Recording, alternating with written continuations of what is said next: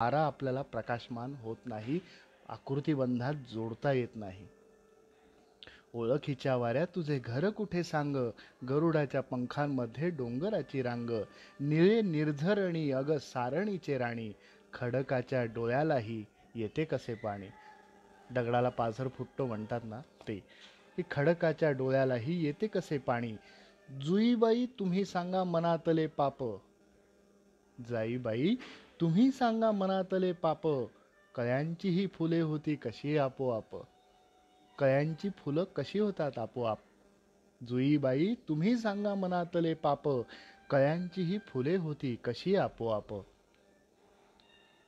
दावणीस गाय धूळ काळ झाला आली, दावणीस गाय धूळ काळ झाला आली, सूर्य फेकून नदीत कुठे सांज गेली.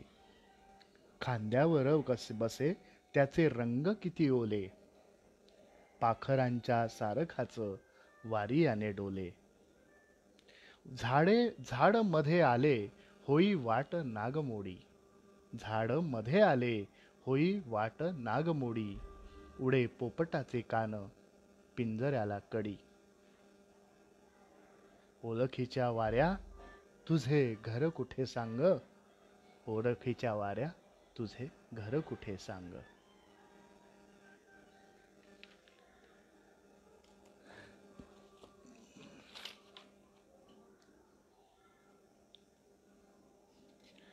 अजून एक त्यांची कविता आहे ती हृदयनाथ मंगेशकरांनी गायलेली आहे.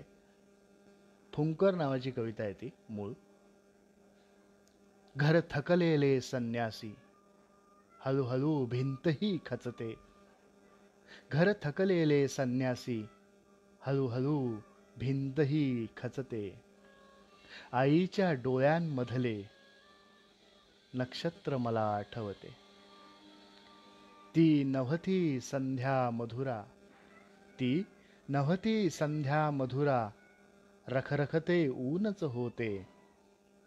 ढग ओढून संदेवाणी आभाळ घसरले होते. पक्ष्यांची घरटी होती ते झाड तोडले कोणी, पक्ष्यांची घरटी होती ते झाड तोडले कोणी. एक एक ओंजळी मागे असतेच झऱ्याचे पाणी.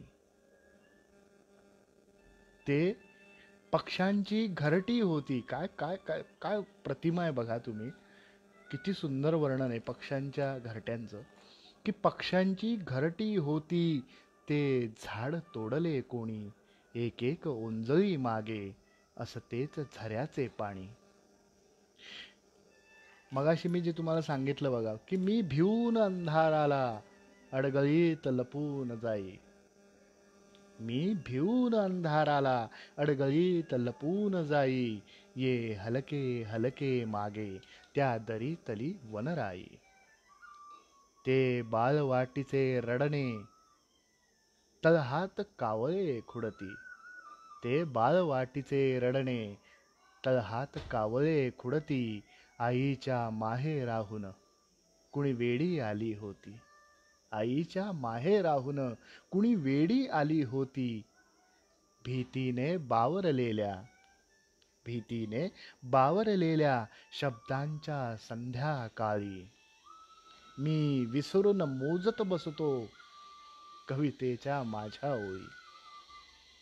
त्या दचकून हसल्या सखव्या ताऱ्यांची धूळ अनावर, त्या दचकून हसल्या सखवा ताऱ्यांची धूळ अनावर. आईने पणती वरती मग हळूच घातली फुंकर, आईने पणती वरती मग हळूच घातली फुंकर. या आईच्या संदर्भातल्या ज्या कविता आहेत त्याच्यामधलीच ही एक कविता आहे.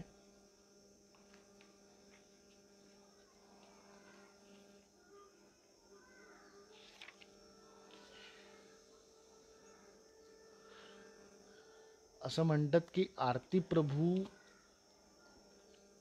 आणि ग्रेस, अरुण कोलटकर हे खरंच समजायला खरंच अवघड आहे का? तसं नाहीये. आरती प्रभू जीए, अरुण कोलटकर, कवी ग्रेस, हे तुम्ही जर त्यांच्या पाशी, त्यांच्या मुळापाशी गेलात तर तुम्हाला त्यातले बरेचसे संदर्भ मिळतात. तुम्हाला कविता हळूहळू कळायला लागते. ते दुर्बोध नाहीये. कविता कधीच सुबोध किंवा दुर्बोध नसते, असं त्यांनी पण अनेक वेळा म्हटलेलं आहे. आणि त्यांनी एका ठिकाणी म्हटलेलं पण आहे ते की जन्मताच कर्णाला जशी शरीरासमवेत कवचकुंडले लाभली, तशी दुर्बोधतेची बेसरबिंदी माझ्या कवितेच्या नाकात जन्मापासूनच आहे.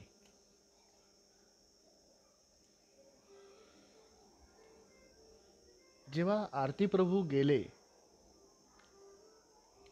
तेव्हा त्यांनी आरती प्रभूंवर जी कविता लिहिली होती की मला वाटतो मृत्यू असतो सख्या रे, मला वाटतो मृत्यू असतो सख्या रे, सतीच्या खुनासारखा पोरका. मला वाटतो मृत्यू असतो सख्या रे, सतीच्या खुनासारखा पोरका. जळाच्या भयाने दुभंगून गेली सुन्या स्वप्नपारावरी द्वारका. कुणाला म्हणावे तुझ्या मेघमाळा, कुणाला म्हणावे तुझ्या मेघमाळा, मला चिंब होऊन रे दाखवा. कुणाला म्हणावे तुझ्या मेघमाळा, मला चिंब होऊन रे दाखवा. जुन्या वैष्णवांनी घरी आणल्याना, जुन्या वैष्णवांनी घरी आणल्याना, मला शैव समजून या पादुका.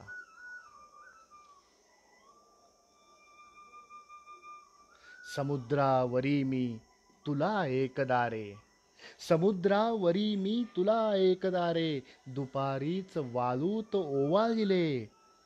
मला शोधणारी रडे अंध विधवा, मला शोधणारी रडे अंध विधवा, जिचे गर्भ माझ्या घरी वाढले.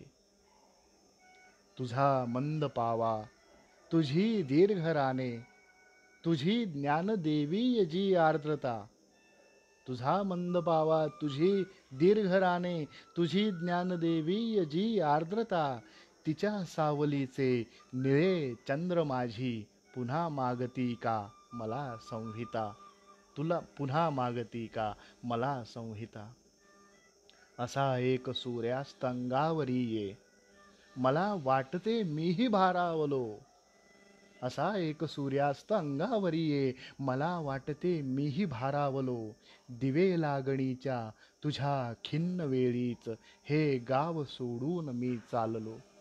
दिवे लागणीच्या तुझ्या खिन्न वेळीच हे गाव सोडून मी चाललो. मला ही ओळ नेहमी खूप जवळची वाटते की कुणाला म्हणावे तुझ्या मेघमाळा, मला चिंब होऊन रे दाखवा. आरती प्रभू गेल्यानंतर मी कोणाला सांगू की तुझ्या कविता, तुझे मला मला मला ज्या अडचणी येत आहेत, मला ज्या प्रश्न आहेत, ते मी कोणाला विचारू. आणि या ठिकाणी मला वडिलांचा आणि मुलाचं नातं या या कवीचं आणि या कवीचं जाणवत आहे.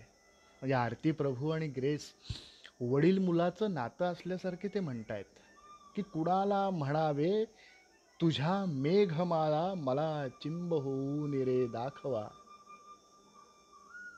कुणाला म्हणावे तुझ्या मेघमाळा, मला चिंब होऊन रे दाखवा. जुन्या वैष्णवांनी घरी आणल्याना, मला शैव समजून या पादुका. आमचे एक मित्र आहे सदानंद बेंद्रे, मोठे गझलकार आहेत मुंबईतले. त्यांची एक कविता आहे, एक शेर आहे की बाप जिवंत आहे तोवर मिठी मारून घ्या रे. बाप जिवंत आहे तोवर मिठी मारून घ्या रे, आठवण आभास देतो स्पर्श नाही. ही ही ओळ खूप खूप जवळची वाटते. कालवा कालव होते त्या ओळी. कधी पण मला जेव्हा जेव्हा आठवतात तेव्हा तेव्हा कालवा कालव होते. आणि वडील ज्याचे गेलेले असतात ना, तेव्हा त्या ती ती त्या ओळी खूप जवळच्या वाटतात माणसाला. बघा ना तुम्ही की जी बाप जिवंत आहे तोवर मिठी मारून घ्या रे, आठवण आभास देते स्पर्श नाही. तोच संदर्भ या कवितेतल्या ओळीशी आहे की कुणाला म्हणावे तुझ्या मेघमाळा, मला चिंब होऊन रे दाखवा. जुन्या वैष्णवांनी घरी आणल्याना, जुन्या वैष्णवांनी घरी आणल्याना, मला शैव समजून या पादुका. मला वाटतं बऱ्याच जणांना कविता या समजल्या असतील किंवा ग्रेस आता वाचावासा वाटेल, तर आजच्या या कार्यक्रमाचं काय म्हणतात त्याला की मी भरून पावेल जेव्हा तुम्ही ग्रेस असा वाचायला लागाल. आणि पारायणं करावी लागतात, पारायणं करावी लागतात. ही हे एक ललित लेखामधला मी अ, या ठिकाणी वाचून दाखवतो. मितवामधला आहे. मी इथे असा या टप्प्यावरती उभा आहे. मी इथे असा या टप्प्यावर उभा आहे, माझ्या अहंतेला शरण जाणारी आणि त्याच अहंतेला खुडू बघणारी सखी समोर. ती कोसळली आहे हे तर खरेच आहे. ती कोसळली आहे हे तर खरेच आहे. आणि मी तिला माझ्या खेरीज कोणी त्राता नाही हे दिसत असतानाही कशाला स्वतःची शस्त्रे पाजळून घेतो आहे. माझ्याशिवाय आता उठू शकेल ती. आणि मी परमेश्वरा, प्रार्थनेच्या एका टोकाला माणूस इतका अगतिक कसा काय होतो रे. प्रार्थनेच्या एका टोकाला माणूस इतका अगतिक कसा काय होतो रे. मी तर फूल फुलवीत होतो, पण अचानक तिचे हे फूल पण माझ्याच करणीने शिळा होऊन माझ्याच अंगावर यावे तसे झाले. अशी कोवळी आणि निष्ठुरता. बघा याच्यामध्ये कॉन्ट्राडिक्टरी स्टेटमेंट आहे की अशी कोवळीक आणि निष्ठुरता, हा शरणभाव आणि ही स्वायत्तता, हे माधुर्य आणि दाहकता, हे साधेपण आणि असामान्यत्व, हे हळवेपण आणि गहिरेपण, हे स्वतः कोसळून मला सावरणे, हे स्वतः कोसळून मला सावरणे, हे असेच असेच सगळे मला हवे होते. मीच रुजवले होते. मग आता मलाच कशाची भीती वाटते आहे. यापुढे मला माझ्या स्पर्शशक्तीचे भान ठेवूनच तिचा प्रयोग केला पाहिजे. बघा किती हे सगळं प्रेयसीबद्दल बोलत असताना हे सगळं त्याला त्याला जसं हवं होतं तसं आहे. पण आता यापुढे मला माझ्या अचाट स्पर्शशक्तीचे भान ठेवूनच त्याचा प्रयोग केला पाहिजे. यातून असे काही शुभ्र पण जीव घेणे सत्य साकारू शकते याची जाणीव ठेवली पाहिजे. आणि ती कोसळते आहे त्यावेळी याच औदुंबराच्या साक्षीने तिला अलगद झेलून घेण्यासाठी माझ्या अहंकाराची वीण जरा उसवून सैल केली पाहिजे. जरा उसवून सैल केली पाहिजे.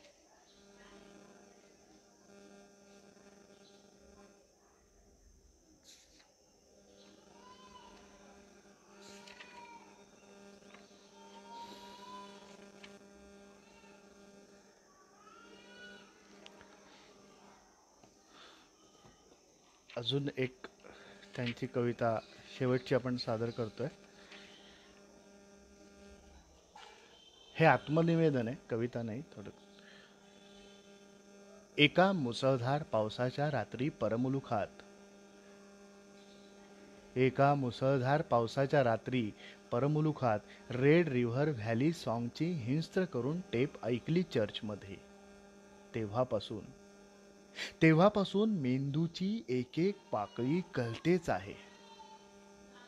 आठवणी तरी कशा आठवणी तरी कशा कुठल्याशा संध्याकाळी एखाद्या जीर्ण मशिदीत कुराणाची शेवटची प्रत उजळत असावी तशा.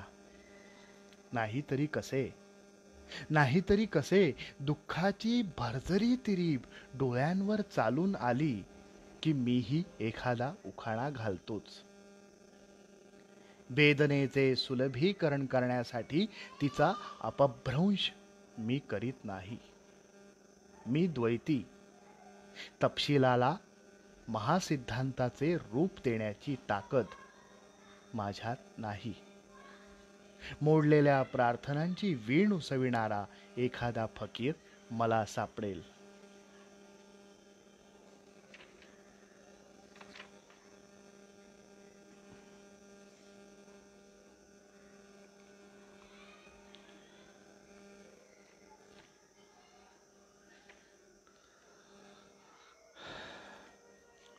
कोणाला काही ग्रेसच्या संदर्भात काही प्रश्न असतील तर तुम्ही नक्कीच विचारा. प्रशांत दादा विचारतायत शेवटची का. मला वाटतं आजच्या दिवस एवढा डोस बास झाला. नांगी पिळून विषाची जसे काढावे अत्तर, कोण उकलित आहे गूढ पाण्याचे अस्तर. त्या प्रशांत दादांना मला एवढंच सांगावं लागेल की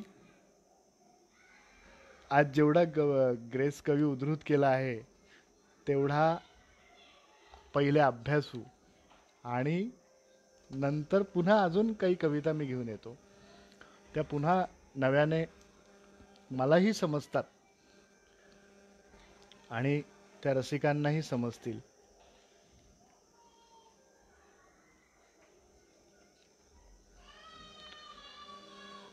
आता ग्रेसची पुस्तके कुठली कुठली तर त्याच्यामध्ये ग्रेसांची सगळ्यात पहिलं पुस्तक होतं राजपुत्र आणि डार्लिंग कवितांचं. त्यानंतर आलं संध्याकाळच्या कविता, मग चंद्रमाधवीचे प्रदेश, सांध्य पर्वातील वैष्णवी आणि नंतर मग त्यांचे अनेक पुस्तकं आली. मग ललितलेख आले, चर्चबेल आलं. चर्चबेल नावाचं पुस्तक आहे, ते नक्की वाचा. त्यानंतर सांज भयाच्या साजणी, बाई जोगिया पुरुष. त्याच्यानंतर ललित लेखांमध्ये मितवा आहे, चर्चबेल आहे, संध्यामग्न पुरुषाची लक्षणे आहे, मृगजळाचे बांधकाम आहे, वाऱ्याने हलते रान, कावळे उडाले स्वामी, ओल्या वेळूची बासरी, असे अनेक अनेक पुस्तकं आहेत त्याचे. एवढा मोठा कवी, पण तो कवी मात्र कायम अनेक गोष्टींच्या बाबतीत कमनशिबीच राहिला. पुरस्कारांच्या संदर्भात सुद्धा म्हणा किंवा एकूणच सगळ्याच गोष्टींच्या संदर्भात तो माणूस कायम लांब राहिला. नंतर कधीतरी यांनी हृदयनाथ मंगेशकरांनी आणि त्यांनी ही धरती भगवी माया नावानी कार्यक्रम सुरू केले आणि मग त्याच्यातून पुन्हा कवी ग्रेसांनी अनेक कविता त्यांच्या, म्हणजे मी स्वतः अनुभवलेलं आहे की त्यांनी ते कवितेच्या त्यांच्या 2 ओळींवर 2-2 तास बोलू शकतात आणि कुठून कुठे प्रवास कसा काय. तो माणूस म्हणजे आध्यात्मिक प्रवचन कसं असतं ना, तर तसं त्यांचं काव्यात्मक प्रवचन असायचं. आणि हे मी खूप खूप वेळा ऐकलेलं आहे त्यांचं, खूप वेळा त्यांना अनुभवलं आहे. म्हणजे आम्ही एका कार्यक्रमाला गेलो होतो. जयेशही ऐकतोय, जयेश आपटे. जयेश, मी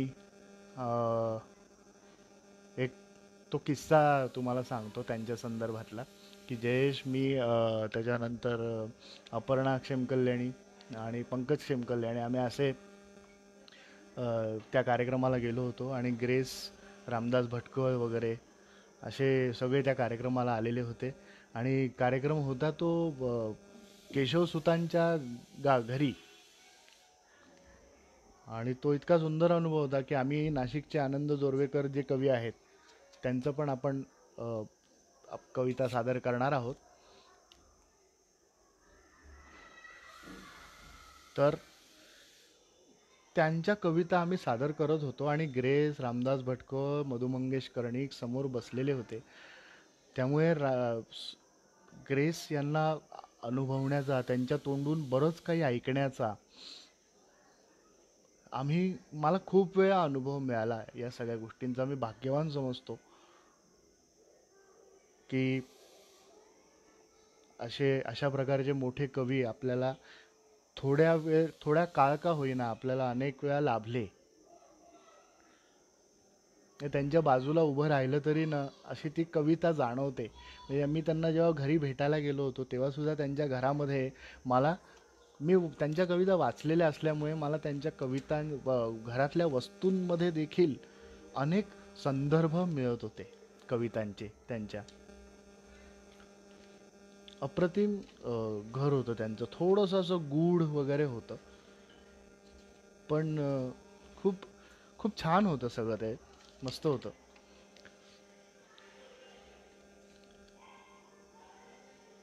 अजून त्यांच्या अशा काही छोटे छोटे तुकडे कवितांचे. देवाच्या गाण्याने दळणाला मोल चढे. देवाच्या गाण्याने दळणाला मोड चढे. कोडाच्या हाताला हिरवे भरतात चुडे. म्हणजे कोड आलेल्या त्या बाईच्या हातात तो हिरवा चुडा अत्यंत सुंदर दिसतो. हे कॉन्ट्राडिक्टरी आहे. हे हे असले म्हणजे किती परस्पर भिन्न गोष्टी आहेत पण त्या किती सुंदर रीतीने कवीने मांडल्या आहेत बघा. देवाच्या गाण्याने दळणाला मोल चढे. म्हणजे दळण करत असताना तुम्ही जर देवाची गाणी गायली तर दळणाला मोल चढे. देवाच्या गाण्याने दळणाला मोल चढे. कोडाच्या हाताला हिरवे भरतात चुडे. कोनाड्यात विंचू आणि तिथे निरांजन. आई जेव्हा म्हणे दिवा लावायला जायची संध्याकाळी ते कोनाड्यात दिवा ठेवलेला असायचा. कोनाड्यात विंचू आणि तिथे निरंजन. नांगीसाठी ज्योत होते विधात्याचे धन.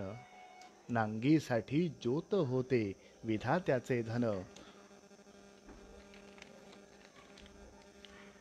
कोणत्या फुलातून गळते कोणत्या कळीची माती.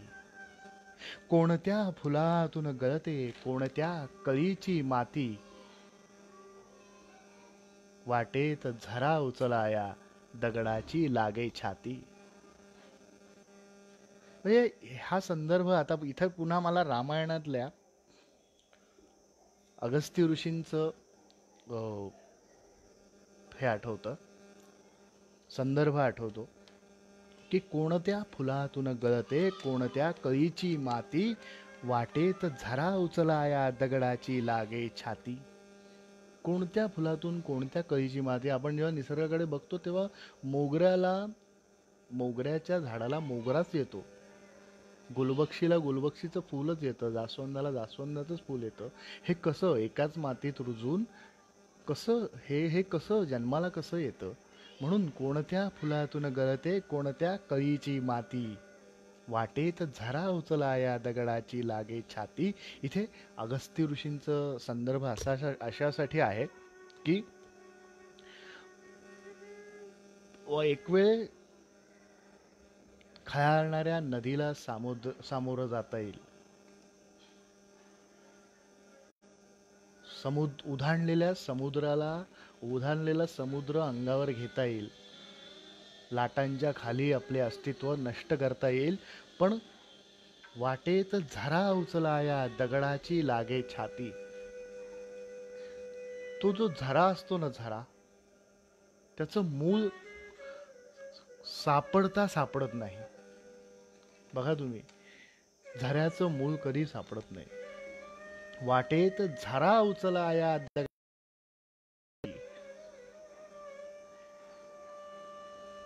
हा अगस्त्य ऋषींचा संदर्भ आहे की एका आचमनात समुद्र पिऊन टाकणारा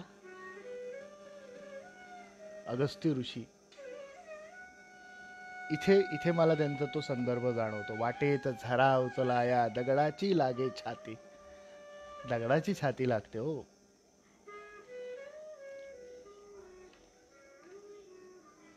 काळोख उजळण्यासाठी जळतात जीवाने सगळे.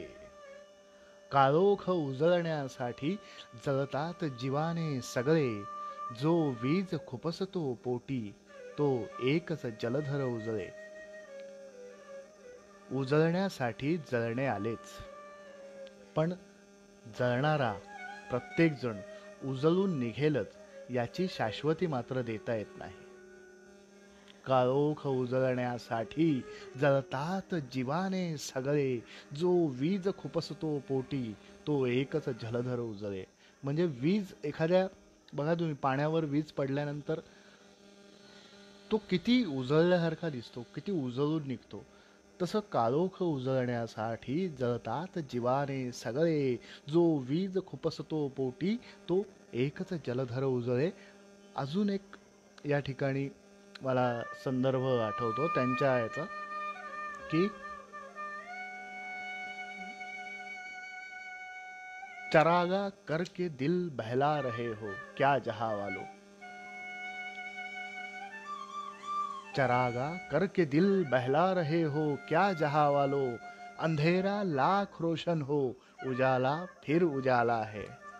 म्हणजे तुम्ही चरागा करके दिल बहला रहे हो क्या जहां वालो. आपण खूप अशी लाइटिंग करतो, खूप काही काही काही काही करतो घरामध्ये, वेगवेगळे मूड लाइटिंग करतो. चरागा करके दिल बहला रहे हो क्या जहां वालो. अंधेरा लाख रोशन हो. अंधार जाईलही, प्रकाश होईलही,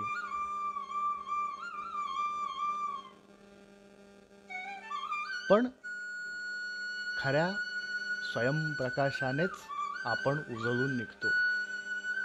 चरागा करके दिल बहला रहे हो क्या जहां वालो. अंधेरा लाख रोशन हो उजाला फिर उजाला है. शेवटी सूर्य सूर्य हो. निसर्गाची तुम्ही बरोबरी करूच शकत नाही.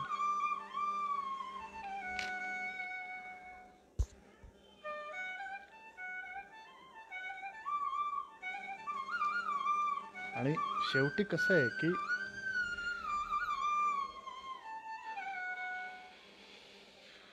वाकिब खूब हूँ की इश्क के तर्जे बया से मैं. वाकिब खूब हूँ की इश्क के तर्जे बया से मैं. अब ऐसे में तुझको ढूंढ के लावू कहा से मैं. म्हणजे प्रेम करण्याच्या सगळ्या रीती, सगळ्या पद्धती, सगळ्या नीती मला पाठ आहे, पण पण पण प्रेयसीला कुठून आणू. वाकिब खूब हूँ की इश्क के तर्जे बया से मैं. अब ऐसे में तुझको ढूंढ के लाऊ कहाँ से मैं. अब ऐसे में तुझको ढूंढ के लाऊ कहाँ से मैं.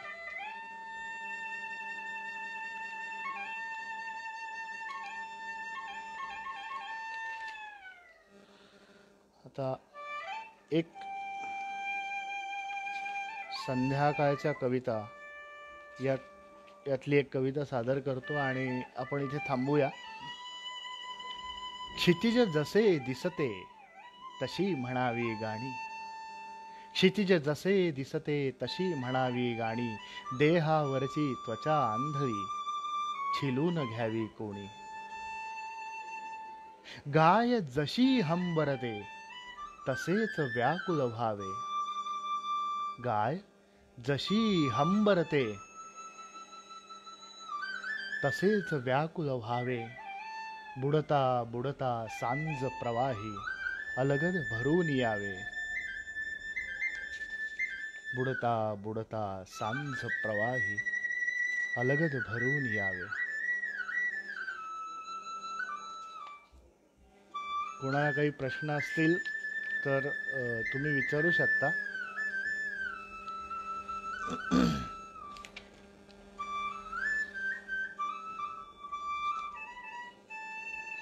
अजून एक त्यांची कविता आहे. पाऊस. पाऊस कधीचा पडतो झाडांची हलती पाने. पाऊस कधीचा पडतो झाडांची हलती पाने. हलकेच जाग मज आली दुःखाच्या मंद सुराने. डोळ्यात उतरले पाणी पाण्यावर डोळे फिरती.